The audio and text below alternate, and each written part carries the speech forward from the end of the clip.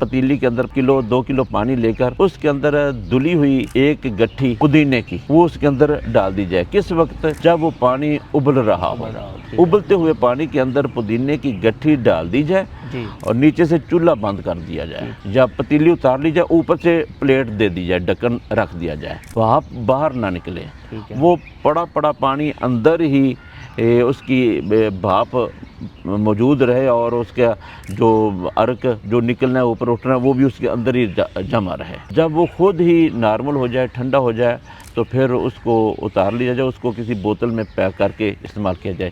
یہ بھی ایک قسم کا بہترین قہوے جیسا اس کا رزلٹ ملے گا۔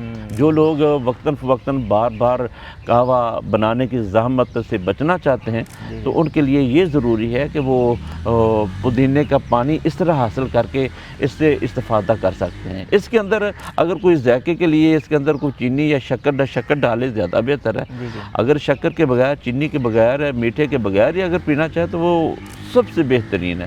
تو اگر کسی کو اس کا ذائقہ چاہیے تو اس کے ذائقے کے اندر شکر ڈالی جا سکتی ہے، تو اس کا رزلٹ بہرحال بہت اچھا ہے نظام ہضم کے لیے۔ تو یہ اس کو گرم کر کے پینا ہے یا ٹھنڈا کر کے آپ نے استعمال کرنا ہے؟ یہ تو نارمل بھی پیا جائے گا، نارمل صورت میں بھی پینا چاہیے، گلاسوں کے گلاس پی جانا چاہیے، بلکہ جو معدے کے مریض ہیں ان کے لیے ضروری ہے کہ یہ جو پودینے کا پانی جو میں نے بتایا ہے بھاپ اس کے اندر موجود ہو، یہ والا پانی سارا دن وقتاً فوقتاً یہ پانی پیتے رہیں، حتیٰ کہ کھانا کھانے کے دوران بھی یہی پانی ہی استعمال کیا جائے، تو اس کا رزلٹ دیکھنا بہت اچھا رزلٹ ملے گا۔